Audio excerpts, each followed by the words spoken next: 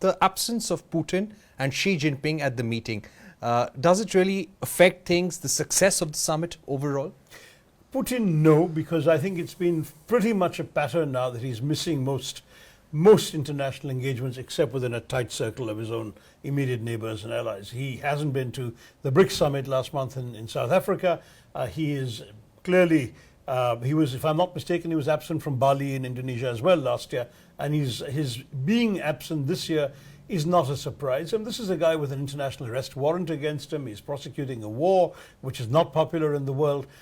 He knows that if he comes here, he's going to become a lightning rod for negative attacks and criticism by other countries and other leaders. There might be photo moments when people don't shake his hand, all of this stuff. So he says, why do I need this? He's backed off. No surprise there.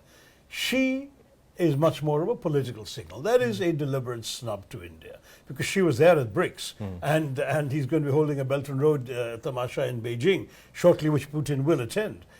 So I think it does look pretty grim for us. But my attitude is, if it's grim because we are standing up for our rights with the Chinese, then so be it.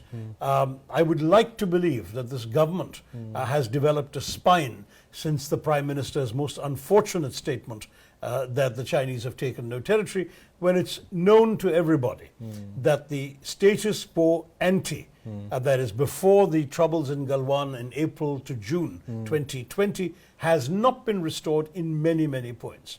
We had an informal modus vivendi with the Chinese that we would both patrol, both armies would patrol alternate days, whatever, so they wouldn't get in each other's way.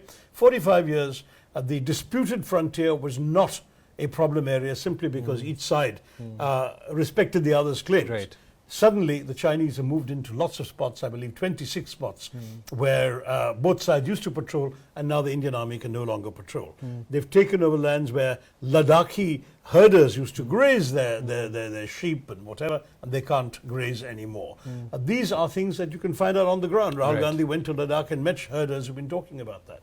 So if the government were to just go out of their way to appease the Chinese when all this is happening, it really would have sent a bad signal. So I would rather that if India took a tough stand, decided it's going to scrub its kowtowing to China, and as a result she didn't come, great.